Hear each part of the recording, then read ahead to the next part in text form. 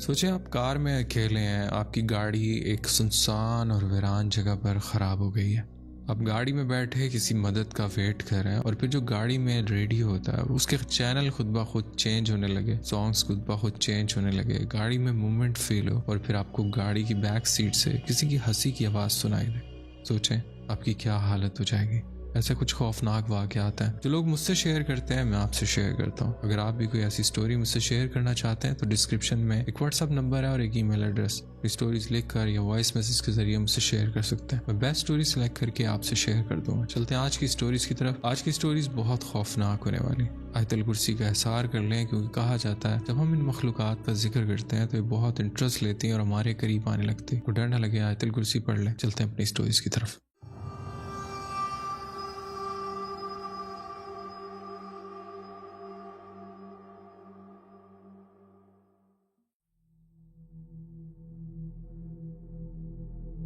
मेरा नाम काशिर है और मैं हैदराबाद से हूँ।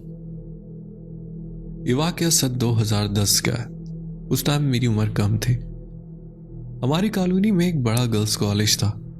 दिन के वक्त वो बिल्कुल नॉर्मल जगह लगती थी, लेकिन शाम के बाद वही जगह अजीब सी खामोश और भारी हो जाती थी।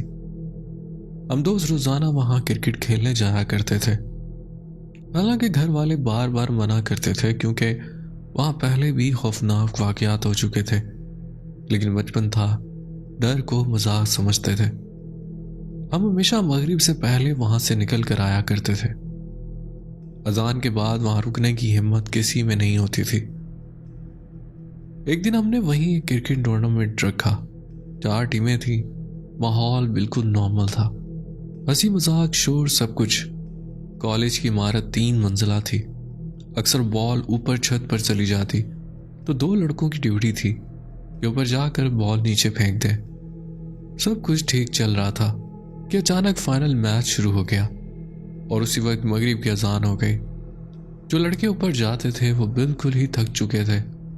अजान के बाद ऊपर जाना सबके दिल को भारी लग रहा था। उस वक्त मेरे भाई जो टूर्नामेंट ऑर्गेनाइज करा रहे थे, उन्होंने मुझे आवाज दी, काशिर, अमाद को साथ लेकर जाओ, बॉल ले आओ। मेरा दिल जोर से धड़का, लेकिन सबके सामने डर दिखाना मुमकिन नहीं था। मैंने खुद को संभाला और हमाद के साथ इमारत की तरफ चल पड़ा। पहला फ्लोर, फिर सीढ़ियां, दूसरा फ्लोर, फिर तीसरा फ्लोर। अजान की आवाज अब भी फिजा में गूंज रही थी। छत पर हवा ठंडी थी, लेकिन अजीब सी घुटन महसूस हो रही थी। अमान ने बॉल उठाई और नीचे फेंक दी। फिर उसने कहा, काशिर चलो। मैं मुड़ा और हम दोनों तेजी से नीचे की तरफ भागे। जब हम दूसरे फ्लोर पर पहुंचे तो सामने वजाहत खड़ा था। मैंने हैरानी से आवाज दी, तू यहाँ क्या कर रहा है? मैच खत्म होने वाला है, नीचे चल। उसने कोई जवाब नहीं दिया। उसका चेहरा साकित था, आंखें बस घूर रही थी। मैंने बॉल नीचे फेंकी और हम दोनों सीढ़ियों की तरफ भागे। जब हम नीचे गेट के करीब पहुंचे तो मुड़कर देखा, वजाहत अब भी सीढ़ियों पर खड़ा था। वो हरकत नहीं कर रहा था, न आवाज दे रहा था, बस हमें देख रहा था। हमने उसे आवाज दी मगर कोई जवाब नहीं आया। मैंने घबरा कर हमाद से कहा, चल जल्दी, ये मैं ऐसे देख रहा जैसे जैसे ये वजाहत है ही नहीं। हम गेट पर चढ़े और फौरन बाहर निकल आए। जब हम मैदान वापस पहुंचे तो जो मंजर देखा वो हमें अंदर से तोड़ गया। वजाहत वहीं मौजूद था। वो हंसते हुए बोला, कहाँ रह गए थे तुम लोग? मेरे और हमाद के जिस्म में जैसे जान ही नहीं रही। हमने एक लम्हा ज़ाया नहीं किया। तकरीबन 7-8 फीट की दीवार फलांगी और सीधे अपने घर की तरफ भागे। अब कसम ले लें, अब दोनों को 3 दिन बुखार रहा। कुछ दिन बाद हमने फैसला किया कि वजाहत के घर जाकर पूछें। जब हमने उसे पूरा वाक़या बताया तो उसने कहा, मैं तो पूरा वक्त नीचे था, ऊपर तो गया ही नहीं। ये सुनकर मेरे हाथ कांपने लगे। मैं फौरन मौलवी साहब के पास गया। उन्होंने दम दरूद किया, तब जाकर बुखार उतरा। आज मेरी उम्र 27 है, लेकिन वो लम्हा, वो सीढ़ियाँ और वो आंखें आज भी मेरे पीछे चलती हैं।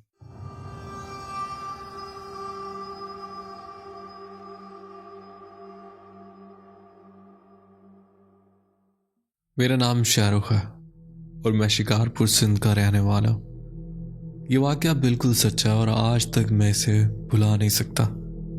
एक रात हम सब घर में सो रहे थे कि अचानक दरवाजे पर जोर से दस्तक की आवाज आई।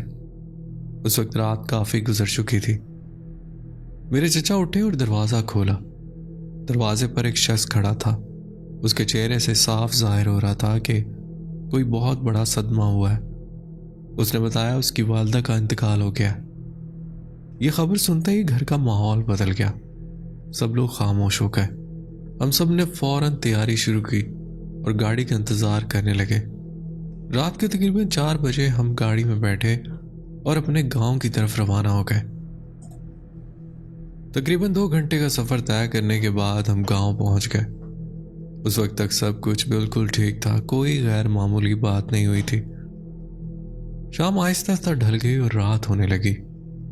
तकरीबन 9 बजे मैं और मेरे मामू का बेटा खेतों की तरफ गए ताकि देख सकें कि पानी आया या नहीं। हमारे खेत गांव से तकरीबन 2 किलोमीटर दूर थे। रास्ता कच्चा था, चारों तरफ खेत और झाड़ियां थी। वहां जाते हुए मेरे दिल में एक अजीब सी घबराहट पैदा होने लगी, लेकिन मैंने खुद को संभाला और कुछ नहीं कहा। हम खेतों में पानी दे रहे थे कि अचानक मुझे महसूस हुआ कोई हमें देख रहा है। पहली बार मैंने ध्यान नहीं दिया। मैंने सोचा शायद वहम हो, लेकिन जब दोबारा नजर पड़ी तो मेरे कदम जैसे जमीन में जम गए। मैंने देखा कि कोई चीज लाल आंखों के साथ आहिस्ता आहिस्ता हमारी तरफ बढ़ रही थी। मेरा दिल जोर जोर से धड़कने लगा, सांस भारी हो गई। मैंने अपने कजन से कहा, भाई चले यहां से। उसने लापरवाही से कहा, बस 5 मिनट रुक जाओ फिर चलते हैं। अचानक वो चीज झाड़ियों में से तेजी से हमारी तरफ बढ़ने लगी और वो साफ नजर आ रही थी। उसकी आंखें बिल्कुल सुर्ख थी और उसने सुर्ख साड़ी पहन रखी थी। वो पूरी रफ्तार से हमारी तरफ आ रही थी। मेरा ब्लड प्रेशर गिरने लगा, आंखों के आगे अंधेरा सा छाने लगा। मैंने जो भी कुरानी आयात याद थी वो पढ़ना शुरू कर दी। मैंने कजन से कहा, भाई अब चले, मुझे कमजोरी महसूस हो रही है। मेरी हालत देखकर वो फौरन मान गया। हम दोनों गांव की तरफ चल पड़े, लेकिन मुझे साफ महसूस हो रहा था कि वो चीज हमारे पीछे आ रही है। हमने कदम तेज कर दिए, मगर वो भी उसी रफ्तार से करीब आती जा रही थी। तकरीबन 10 मिनट तक वो हमारे पीछे रही। रास्ते में हम एक बड़े पेड़ के नीचे पहुंचे जहां मुकम्मल सन्नाटा था और साथ ही एक छोटा सा कब्रिस्तान भी था। वो जगह देखकर मेरा खौफ और बढ़ गया। मैंने कहा, जितनी जल्दी हो सके यहां से निकले। जैसे हम उस जगह से निकले तो हमें कुछ नजर नहीं आया। हमने सोचा शायद वो चीज वापस जा चुकी हो, लेकिन अचानक घुंघरू की आवाज सुनाई दी। ऐसा लग रहा था जैसे कोई हमारे पीछे दौड़ रहा है। जब हमने पीछे मुड़कर देखा तो औरत अब इतनी करीब थी कि अगर 2 मिनट और रुक जाते तो शायद वो हमें पकड़ लेती। अब हम पूरी ताकत से दौड़ने लगे। सांस टूट रही थी, टांगें कांप रही थी। जैसे ही हम गांव के अंदर दाखिल हुए वो चीज अचानक गायब हो गई। हम घर पहुंचे, सीधा बिस्तर पर लेटे और फौरन सो गए।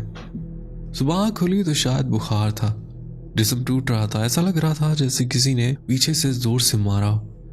उस दिन के बाद मैंने दोबारा कभी अपने गांव का रुख नहीं किया। बहुत शुक्रिया आपने स्टोरी शेयर की। बढ़ते को और स्टोरी की तरफ।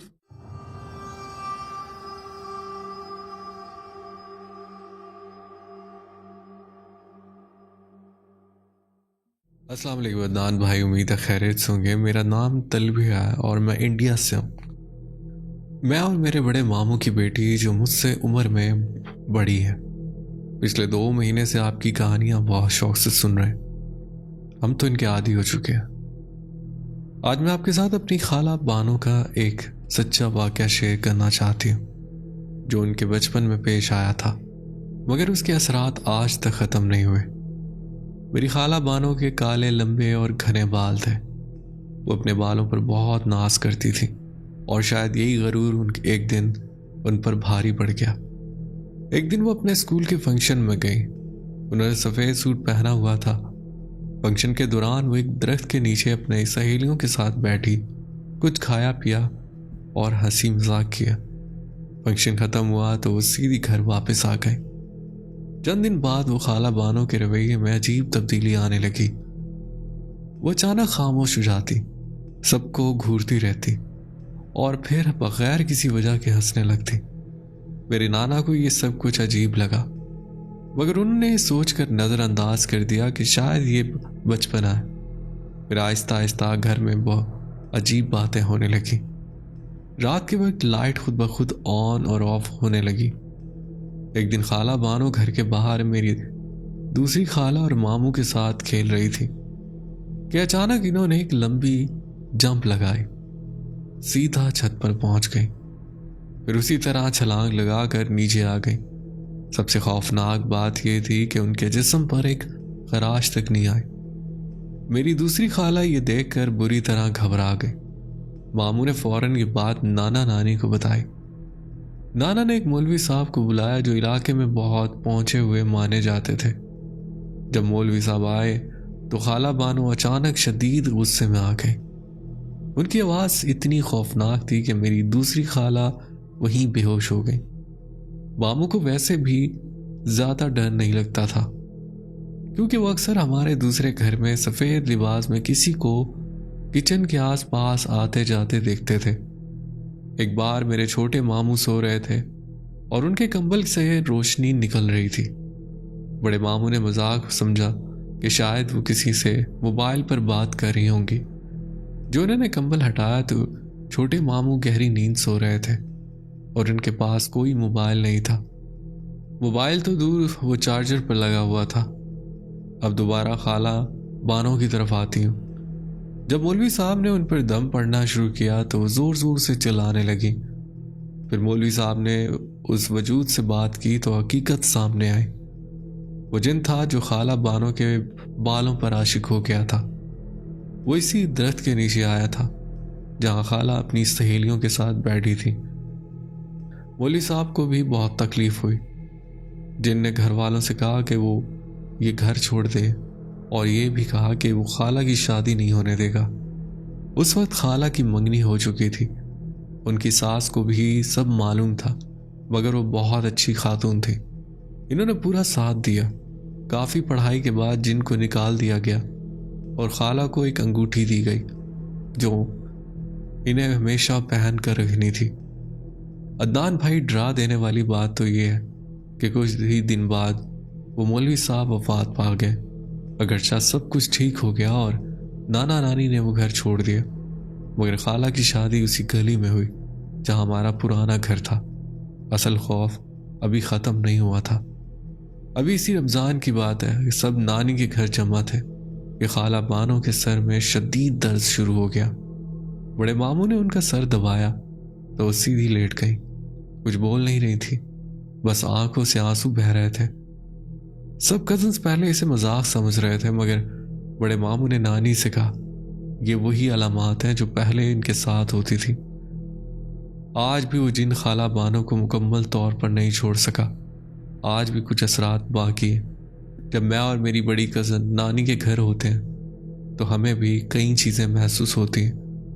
मेरी कज़न को अक्सर तहज्जुद के वक्त कुछ महसूस होता है, डर लगता है, दिमाग में आपकी कहानियाँ घूमने लगती हैं, लेकिन फिर भी हम ढीठ बनकर आपकी कहानियाँ सुनते रहते हैं। ये मेरी स्टोरी थी, उम्मीद है आपको पसंद आएगी। बढ़ते हैं एक और स्टोरी की तरफ जो कि हमारे बहुत पुराने और पायनियर सब्सक्राइबर हैं, उन्होंने हमसे शेयर की।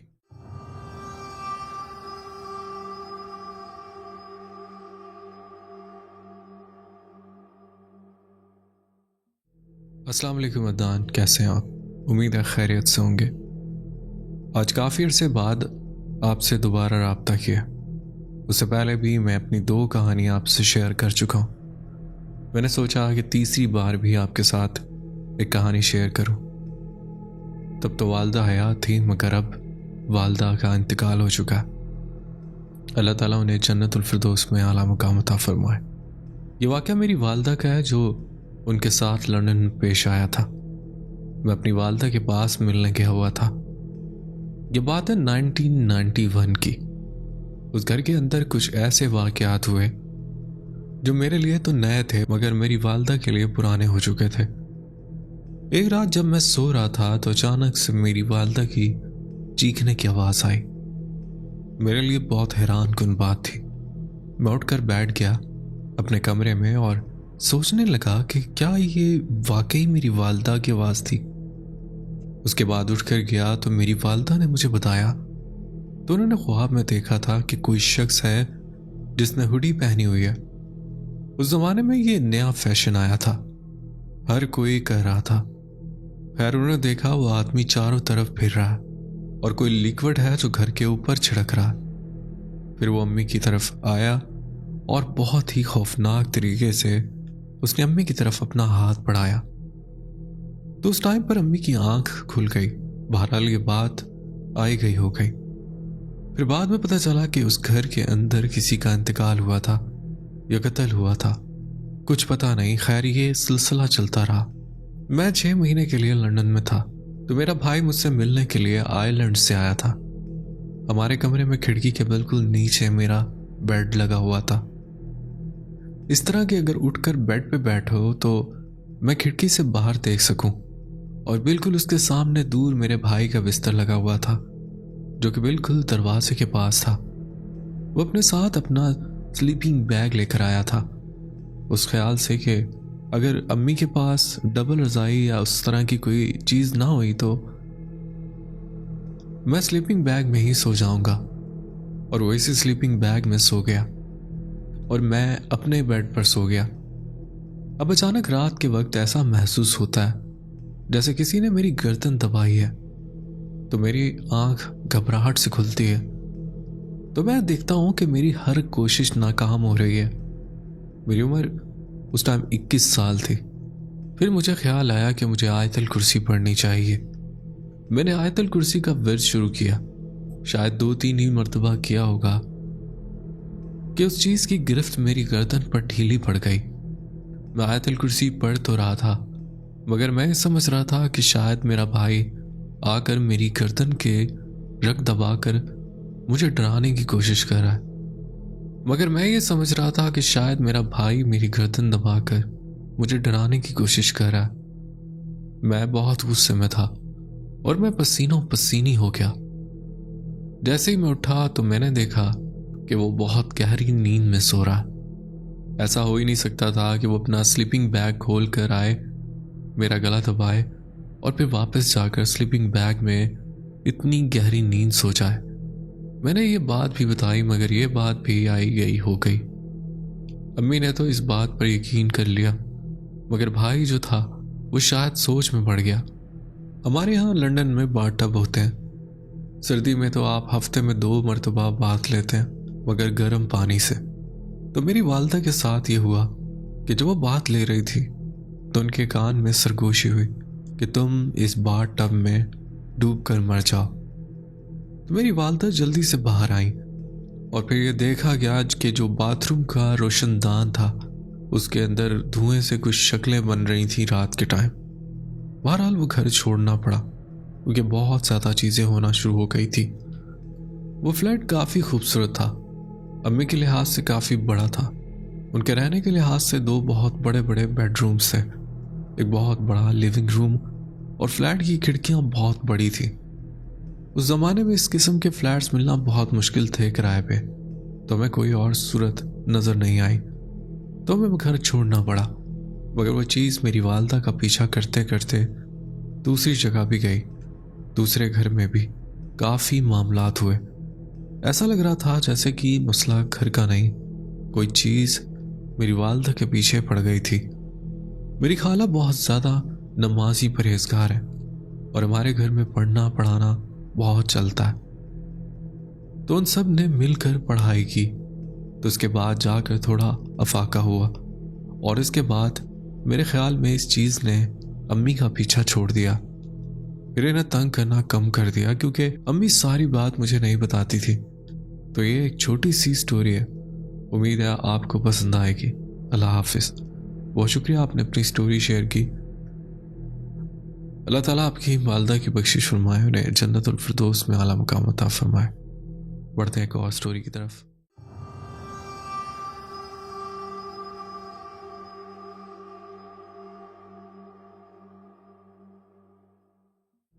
मेरा नाम अब्दुल्ला और मैं लाहौर शहर से हूँ। वैसे तो मेरी ज़िंदगी में कई अजीब वाक़यात पेश आए, लेकिन आज मैं आपको एक ऐसा वाक़या सुनाना चाहता हूँ जिसने मुझे वाकई अंदर से हिला कर रख दिया था। ये बात सन 2013 की है। उसी साल मेरे कज़न फैज़ान की शादी हुई थी। मेरा उसके साथ बहुत प्यार है। उसने लव मैरिज की थी और मेरी भाभी के साथ भी मेरी बहुत अच्छी समझ बूझ थी। कुछ अरसे बाद मेरे कज़न के घर बेटे की पैदाइश हुई। एक दिन फैज़ान और भाभी मुझे अपने बेटे के साथ बिठाकर कुछ काम से बाजार चले गए। उस वक्त घर में सिर्फ मैं और वो नन्हा बच्चा मौजूद थे। बच्चा गहरी नींद सो रहा था और मैं मोबाइल फ़ोन इस्तेमाल कर रहा था। अचानक दरवाजे पर दस्तक हुई। मैं चौंक गया। मैंने आवाज़ देकर पूछा, कौन है? लेकिन बाहर से कोई जवाब नहीं आया। मैंने सोचा शायद मेरा वहम है और दोबारा मोबाइल देखने लगा। कुछ ही देर बाद दोबारा दरवाजे पर दस्तक हुई। अब मैं ज़रा मोहतात हो गया। मैं उठकर दरवाजे के पास गया। दरवाज़ा खोला मगर बाहर कोई नहीं था। दिल में अजीब सा खौफ पैदा हुआ, लेकिन मैंने खुद को संभाला और खामोशी से वापस आ गया। कुछ देर बाद सब कुछ नॉर्मल हुआ। मैंने वक्त गुजारने के लिए टीवी ऑन किया और फिल्म देखने लगा। अचानक केबल में मसला आने लगा। कभी तस्वीरें आती, कभी गायब हो जाती। मैं झुंझला कर टीवी बंद कर दिया, लेकिन चंद लम्हों बाद टीवी खुद ब खुद दोबारा ऑन हो गया। मैं हैरान रह गया। मैंने दोबारा बंद किया और इस बार जाकर स्विच भी उतार दिया, लेकिन चंद सेकंड बाद टीवी फिर से ऑन हो गया। अब मेरा दिल जोर जोर से धड़कने लगा। मैं फौरन अपने भतीजे की तरफ बढ़ा और उसे उठा लिया। जैसे ही मैंने बच्चे को उठाया, कमरे के दरवाजे पर दस्तक हुई। इस बार दरवाज़ा आहिस्ता आहिस्ता खुद ब खुद खुलने लगा। मैं डर के मारे बिस्तर पर बैठ गया। सांस रुकने लगी। अचानक दरवाजे के अंदर से एक स्याह रंग का हाथ नजर आया। वो हाथ आहिस्ता आहिस्ता कमरे के अंदर आ रहा था। अभी वो कांधे तक ही आया था कि अचानक बिजली चली गई। अंधेरा और खामोशी। पूरा कमरा अंधेरे में डूब गया। मैं जोर जोर से शोर मचाने लगा मगर कोई भी नहीं आया। बच्चा मेरे बाजू में था और मैं पूरी तरह कांप रहा था। तकरीबन 2 मिनट बाद जब बिजली वापस आई तो कमरे में सब कुछ नॉर्मल था। दरवाज़ा बंद था, कोई हाथ नहीं था, टीवी बंद था। मैंने एक लम्हा भी ज़ाया नहीं किया। मैं फौरन अपने भतीजे को लेकर वहाँ से भाग गया। उस दिन के बाद मैं कभी उस घर में अकेला नहीं रुका। मुझे उम्मीद है आप मेरी कहानी ज़रूर शेयर करेंगे। बढ़ते हैं एक और स्टोरी की तरफ।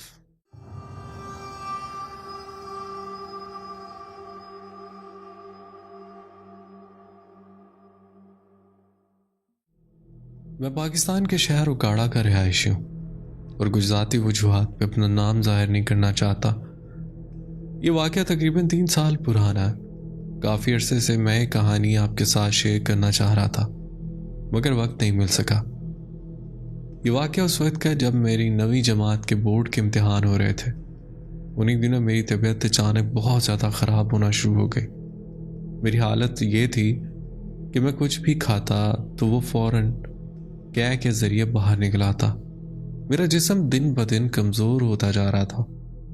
घर वाले परेशान हो गए।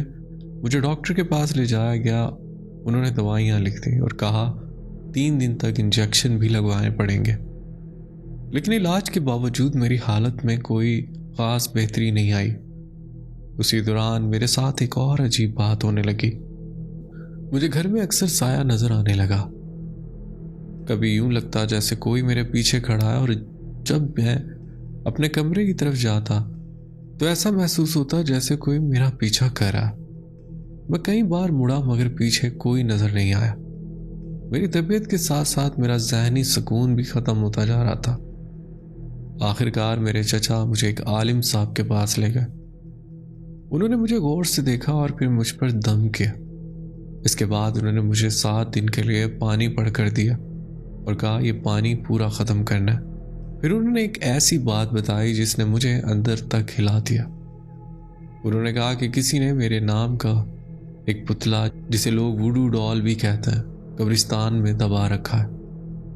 आलिम साहब ने बताया अगर ये पुतला मुकम्मल तौर पे गल जाता तुम्हारे घर में किसी की मौत हो जाती। उन्होंने मुझे एक तावीज़ दिया और कहा इसे अपने तकिए के नीचे रखकर सोना। मैंने 7 दिन तक वो दम किया हुआ पानी पिया। आहिस्ता आहिस्ता मेरी तबीयत बेहतर होना शुरू हुई, क्या रुक गई, कमज़ोरी कम होने लगी। बाद में जब वो पुतला कब्रिस्तान से निकाला गया तो मंजर बहुत ही खौफनाक था। वो पुतला आधा गल चुका था और आधा अभी सही हालत में था। ये देखकर आलिम ने कहा कि वक्त पर बात पकड़ में आ गई, वरना अंजाम बहुत बुरा हो सकता था। अल्हम्दुलिल्लाह आज मेरी तबीयत बिल्कुल ठीक है। उसके बाद मेरे साथ दोबारा ऐसी कोई बात नहीं हुई। बहुत शुक्रिया आपने अपनी स्टोरी हमसे शेयर की। बढ़ते हैं एक और स्टोरी की तरफ।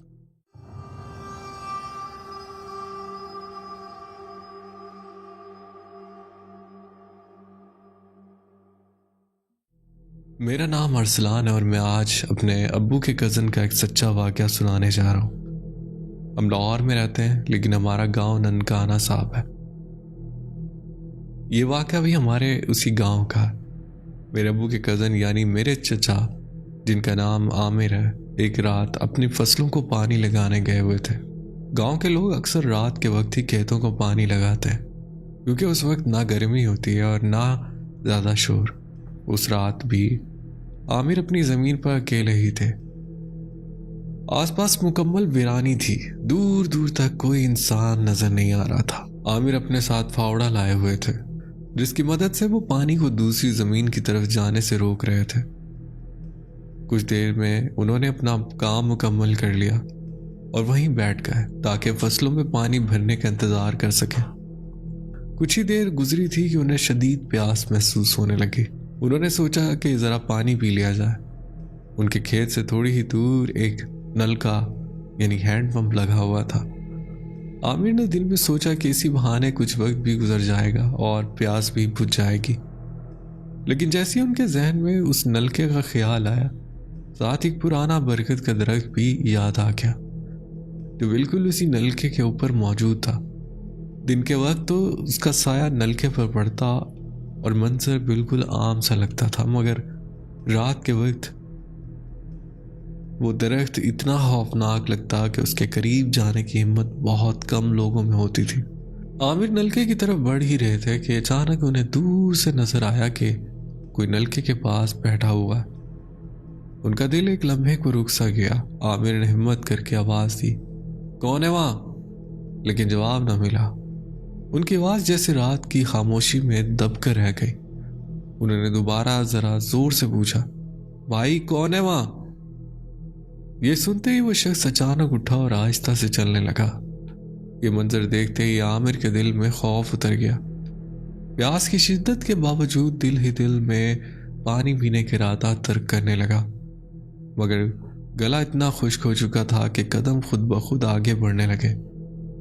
आखिरकार वो डरते डरते नल के करीब पहुंच गए और आमिर बिल्कुल उस बरगद के नीचे खड़े थे।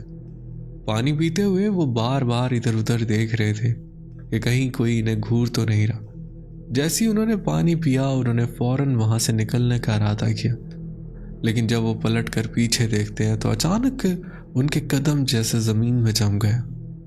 जहां वो झुककर पानी पी रहे थे वहीं वो ही हस्ती दोबारा मौजूद थी जिसको कुछ देर पहले देख चुके थे। पहले तो आमिर को शदीद डर लगा, फिर एक लम्हे को गुस्सा आया और वो उसके करीब बढ़ने लगे, मगर जैसे ही उन्होंने उसका चेहरा देखा उनके औसान खता हो गए। वह हस्ती ऐसी थी, उसके चेहरे पे ना आंखें थी, न नाक और ना ही होंठ। पूरा चेहरा बिल्कुल खाली था, जैसे सिर्फ खाल खींच दी गई हो। ये मंजर देखकर आमिर के कदमों तले जमीन निकल गई और वो फौरन उल्टे कदमों भागने लगे। उन्हें साफ महसूस हो रहा था कि वो हस्ती इंतहाई तेजी से उनके पीछे भाग रहे। एक लम्हे पर जब आमिर ने पीछे मुड़कर देखा तो खौफ के मारे वो जमीन पर गिर पड़े। गिरने के साथ उन्हें यूं लगा जैसे वो हस्ती उन्हें पकड़ने की पूरी कोशिश कर रही हो, लेकिन शायद किस्मत ने आमिर का साथ दिया। वो किसी तरह संभले और दोबारा उठकर पूरी ताकत से भागने लगे। अब आमिर को फसल की कोई परवाह ना रही, वो बस भागते रहे, यहाँ तक कि सांस फूल गई और वो मजबूर होकर ट्यूबवेल के पास जा बैठे। वहाँ उन्हें ट्यूबवेल का मालिक रियाज मिला। रियाज ने हैरानी से पूछा, आमिर भाई क्या हुआ, इतना पसीना क्यों आ रहा है? आमिर ने घबराहट और गुस्से में बस इतना कहा, पानी बंद कर दो, फसल पूरी भर गई है। रियाज ने फौरन पानी बंद कर दिया। आमिर तेजी से घर की तरफ दौड़ पड़े। घर पहुंचकर उन्होंने सुकून का सांस लिया, मगर उनकी हालत देखकर सब घर वाले घबरा गए। पहले तो उन्होंने बात टालने की कोशिश की, मगर इसरार पर पूरा वाकया सुना दिया। उस रात आमिर को जरा भी नींद ना आई। सुबह होते ही उन्हें तेज बुखार हो गया। कई दिनों तक वो बेहोशी में यूं ही बुड़बुड़ाते रहे कि वो हस्ती नलके के पास उस बरगद के नीचे मौजूद है। यह हालत तकरीबन 10-15 दिन तक रही। आखिरकार कारी साहब ने उन पर कुरानी आयत का दम किया, जिसके बाद वो आहिस्ता आहिस्ता सेहतयाब हो गए। अल्हम्दुलिल्लाह आमिर बिल्कुल ठीक है, मगर वो कहते हैं कि उस रात का खौफनाक मंजर वो पूरी ज़िंदगी कभी नहीं भूल सकते। तो ये स्टोरी थी, उम्मीद है आप लाजमी शामिल करेंगे। बढ़ते हैं एक और स्टोरी की तरफ।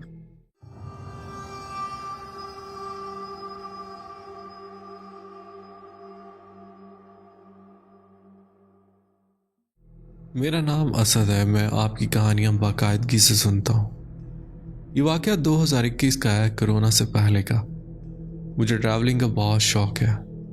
मैं उससे पहले कश्मीर, नारान, सबा जा चुका था, मगर हुंजा पहली बार जा रहा था। मैं एक ट्रैवल कंपनी के साथ गया था। ये हमारी हुंजा में दूसरी रात थी। मैं यहाँ ख़ास तौर पर अलीआबाद की बात कर रहा हूँ, जो उस वक्त इतना बड़ा शहर नहीं था। हमारा होटल शहर से थोड़ा सा बाहर था, तकरीबन 200 से 300 मीटर के फासले पर। मेरी एक आदत है, या आप उसे यूं भी कह सकते हैं, कि मैं जिस भी शहर में जाता हूँ वहाँ के कल्चर को एक्सप्लोर करने के लिए रात के वक्त वॉक पर लाजमी निकलता हूँ। मुझे ये बहुत पसंद है। उस रात भी कुछ ऐसा ही हुआ। रात को मुझे चाय पीने का दिल कर रहा था। मैं रात को चाय ज़रूर पीता हूँ। मैं अकेला ही होटल से बाहर निकला और चलते चलते शहर की तरफ आ गया। शहर उस वक्त होटल से तकरीबन 500 से 600 मीटर दूर था।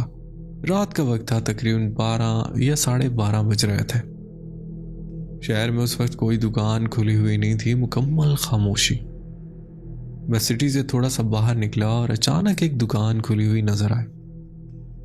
मैंने दुकान के अंदर देखा तो एक बाबा जी बैठे हुए थे। उनकी उम्र तकरीबन 40 से 45 साल होगी। देखने में बहुत सादा और शरीफ लग रहे थे। मैं उनके पास जाकर बैठ गया। मैंने पूछा, चाय मिल जाएगी? उन्होंने बिल्कुल नॉर्मल लहजे में कहा, जी बिल्कुल। मैं हैरान नहीं हुआ, बस बैठ गया। बातों बातों में उनसे गपशप शुरू हो गई। उन्होंने बताया वो पहाड़ों से सलाजीत निकालने का काम करते हैं। उनके साथ उनका बेटा भी था, जो वहीं पास बैठा हुआ था। उन्होंने चाय बना दी। चाय आने के बाद पूछा, बिस्किट वगैरह मिल जाएंगे? उन्होंने कहा, नहीं इधर तो नहीं है। ये कहकर उन्होंने अपने बेटे को कहीं भेज दिया। थोड़ी देर बाद वो बच्चा बिस्किट ले आया। मुझे उस वक्त भी हैरानी हुई कि इतनी रात गए इस वीरानी में वो कहाँ से बिस्किट ले आया, लेकिन मैं इस बात पर ज़्यादा गौर नहीं किया। मेरी उनके साथ अच्छी अंडरस्टैंडिंग हो गई। जब मैंने चाय के पैसे देने चाहे तो उन्होंने लेने से इनकार कर दिया और कहा, आप हमारे मेहमान हैं। मैंने शुक्रिया अदा किया और वहाँ से वापस होटल आ गया। अगले दिन हम लोगों ने चाइना बॉर्डर की तरफ जाना था। जब हम जा रहे थे तो कुदरती तौर पर मेरी नज़र उस जगह पर पड़ी जहाँ मैंने रात को रुक कर चाय पी थी, लेकिन वहाँ ना कोई दुकान थी, ना कोई साया, ना कोई निशान। ये मंजर मुझे अंदर से हिला गया। मैंने हमारी ड्राइवर से पूछा, यहाँ कोई दुकान वगैरह नहीं है क्या? ड्राइवर ने बिल्कुल नॉर्मल अंदाज में कहा, नहीं भाई ये तो छोटा सा शहर है, यहाँ ज़्यादा कुछ होता ही नहीं। मैं खामोश हो गया। मैंने उसे कुछ नहीं बताया। उस दिन हम लोग प्रोग्राम मुकम्मल करके वापस आए। मैंने सोचा शायद मैंने गलत जगह देख ली हो।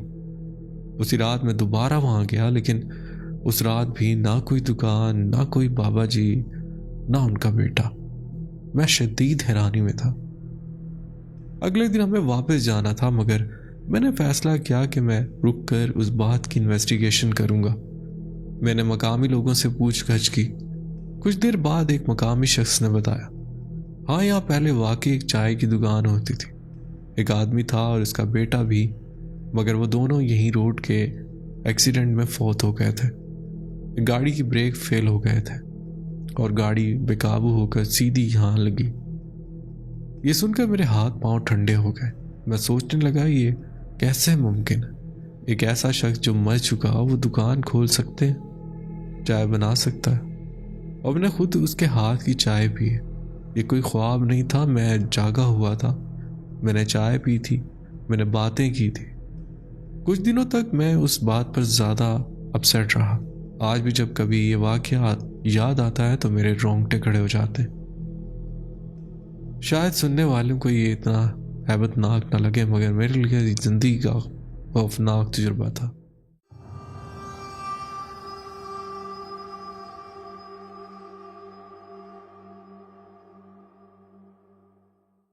ये कहानी मेरे कज़न की है। वो कोयटा में मुस्तकिल नहीं रहती, मगर अक्सर यहाँ आती जाती रहती है। वो मेरी बहुत अच्छी दोस्त भी है। उम्र में मुझसे तकरीबन 4 साल बड़ी है, मगर हमारा रिश्ता बिल्कुल बहनों जैसा है।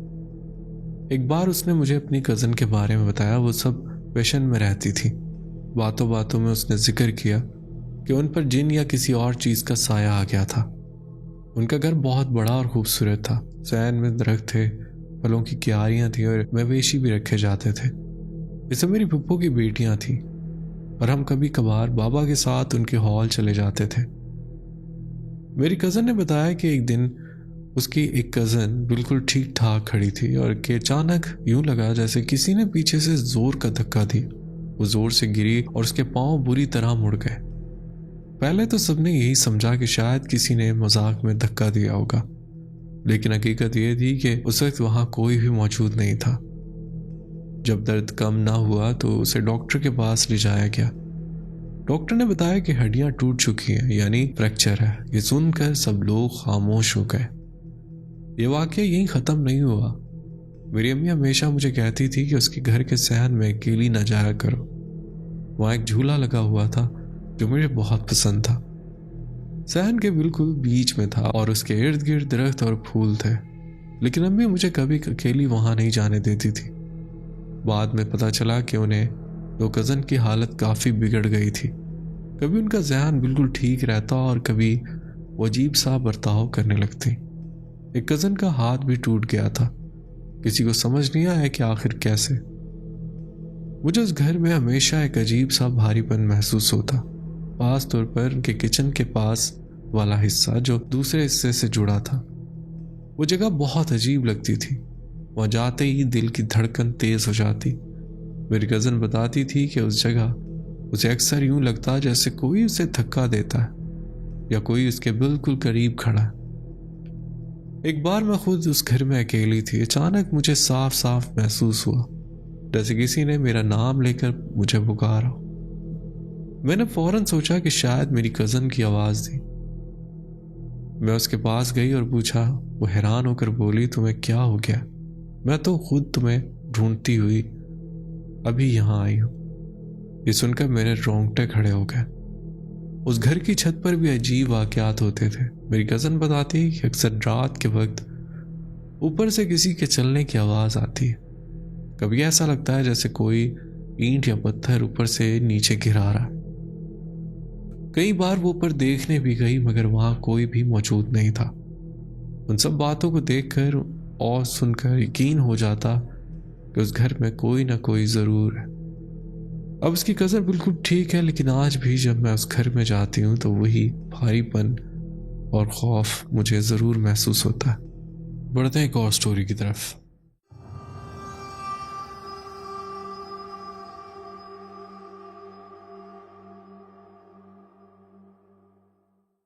मेरा नाम है और मैं अपनी एक सच्ची कहानी शेयर करना चाहती हूँ। ये वाक़या कुछ साल पहले पेश आया। रमज़ान की चांद रात का दिन था। मैं अपनी 2 भतीजियों के साथ घर के करीब मार्केट गई हुई थी ताकि ईद से पहले कुछ ज़रूरी सामान खरीद सकें। दिन का वक्त था, बाज़ार में गैर मामूली रश था। हर तरफ लोग, आवाज़ें, दुकानों की रोशनी और चांद रात की वो मखसूस बेचैनी। शाम के तकरीबन 5:30 या 6 बजे का वक्त था। अचानक मेरे सामने एक शख्स आकर बिल्कुल रुक गया। जैसी मेरी नज़र उस पर पड़ी, मैं चौंक गई। उसका कद तकरीबन 7 फीट था। उसके इर्द गिर्द से गुजरने वाले तमाम लोग उसके सामने बोने लग रहे थे। वो बिल्कुल मेरे सामने रास्ता रोके खड़ा था। मैंने दिल में सोचा कि कहूँगी, भाई ज़रा साइड पर हो जाए, लेकिन जैसे ही मेरी नज़र उसके चेहरे पर पड़ी, मैं सुन्न हो गई। उसके चेहरे पर कोई नक्शो निगार नहीं थे, ना आंखें, ना नाक, ना होंठ, ना कान, हत्ता कि नाक के सुराख तक नहीं थे। एक बिल्कुल साफ हमवार चेहरा, सूरत जैसे किसी ने चमड़ा तान कर चेहरा मिटा दिया। मेरे जिस्म में सर्द लहर दौड़ गई। मैंने फौरन अपनी भतीजी को कहा, ये देखो कितना अजीब शख्स है, इसका चेहरा भी नहीं है। मेरी भतीजी ने चौंक कर सामने देखा और बोली, कहाँ? मैंने नजरें पलट कर दोबारा देखा। वो शख्स वहां मौजूद नहीं था। हालांकि वहां शदीद रश था।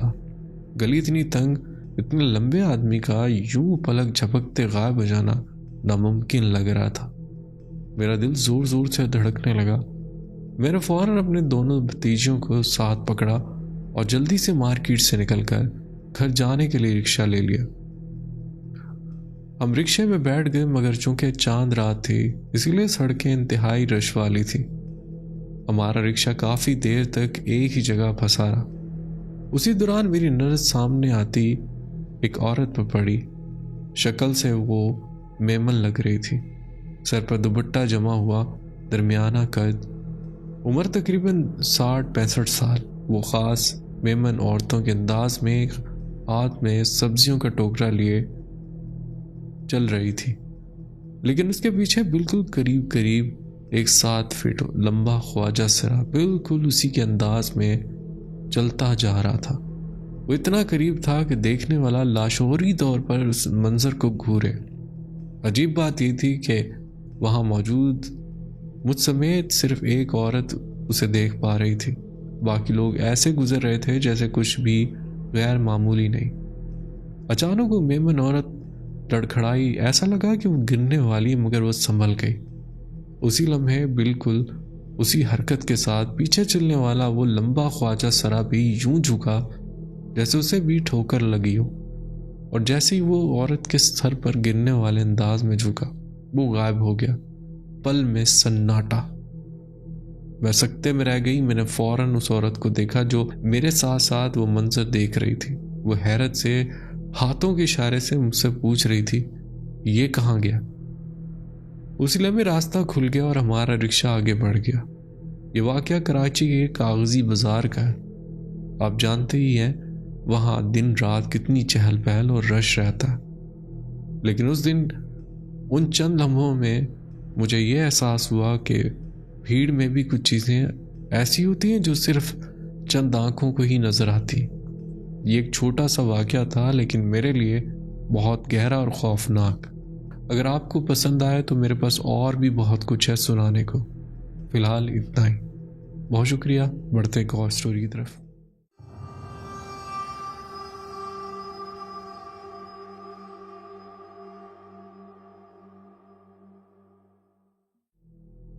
मेरा ताल्लुक सिंध से है और इस वक्त मैं कराची में स्टडीज़ कर रहा हूँ। आपकी स्टोरी सुनता हूँ और वाकई बहुत पसंद आती है।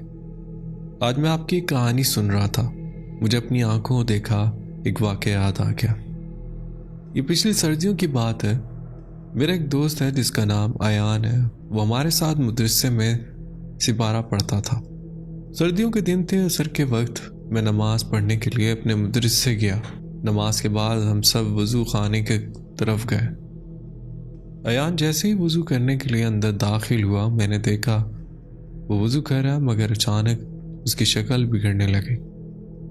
जो चेहरा आम दिनों में नॉर्मल होता था वो वैसा नहीं रहा। ऐसा लग रहा था जैसे कोई उसके गालों को पकड़ कर खींच रहा हो। लम्हों में उसके चेहरे पे तासुरात बिगड़ गए और फिर वो ज़मीन पर गिर पड़ा।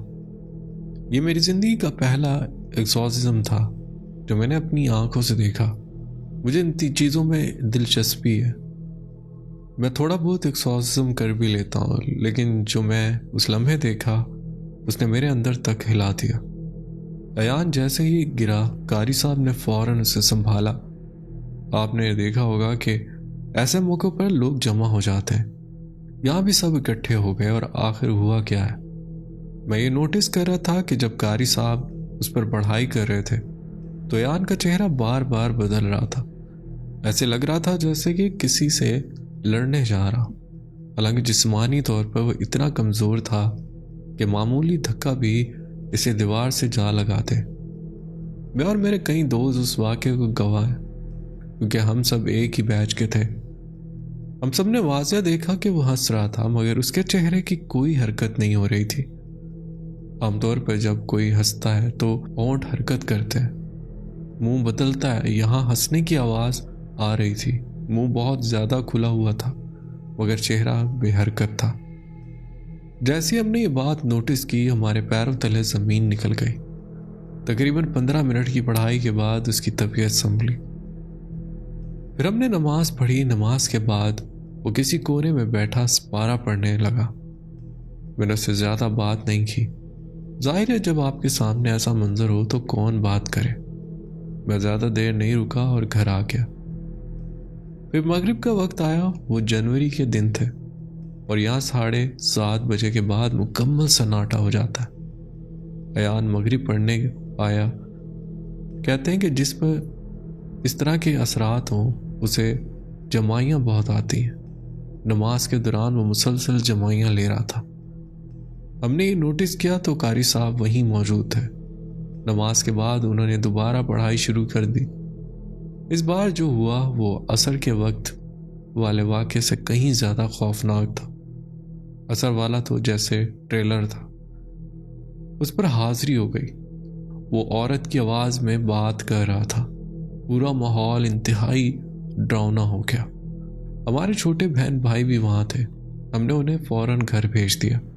हम चंद लोग वहाँ बैठे रहे, क्योंकि हमें उन चीज़ों में दिलचस्पी थी, लेकिन दिल के अंदर खौफ भी था। हाजिरी के दौरान उस चीज़ ने बताया, इसने हमारी जगह पर गंदगी की है। कारी साहब ने पूछा, क्या तुम लोग नहीं जाओगे? जवाब आया, नहीं।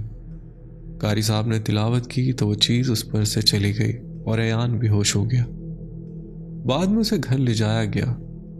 रात को फजर से पहले उसे वॉशरूम की हाजत हुई।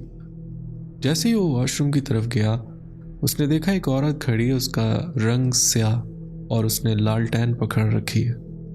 उसे सिंधी में धमका रही थी, इधर आओ, मैं तुम्हें गर्दन तोड़ दूंगी। अयान घबरा कर कारी साहब के पास आया और सारी बात बताई। कारी साहब ने इसे अमल बताया। आयतल कुर्सी पढ़कर अल्लाह अकबर कहना है और अपने इर्द गिर्द दायरा बना देना। जैसे ही उसने अल्लाह अकबर कहा, वो चीज़ वहीं गायब हो गई। उसके बाद उस पर काफ़ी अमल किया गया। उसे बहुत ज़्यादा तकलीफ़ हुई। ये सब कुछ मैंने अपनी आंखों से देखा। मैं इस कदर डर गया कि तकरीबन 1 से 2 हफ्ते तक मैंने मदरसे में ईशा की नमाज पढ़ना ही छोड़ दी। एक छोटा सा वाक़या था, मगर मेरी आंखों देखा। मैंने सोचा कि आपसे शेयर करूं। बहुत शुक्रिया, आपने अपनी स्टोरी हमसे शेयर की। तो दोस्तों, उम्मीद है आज की स्टोरीज आपको पसंद आई होंगी। स्टोरीज पसंद आई तो वीडियो को लाइक करना ना भूलिएगा, और अगर आप चैनल पर नए हैं तो चैनल भी सब्सक्राइब कर लें। बेल आइकन प्रेस करके ऑल का नोटिफिकेशन ऑन कर लें। इससे आप मेरी यूट्यूब फैमिली का हिस्सा बन जाएंगे और मेरी स्टोरीज के नोटिफिकेशन आप तक पहुँचते रहा करेंगे। अपना ख्याल रखिएगा। अल्लाह हाफिज़।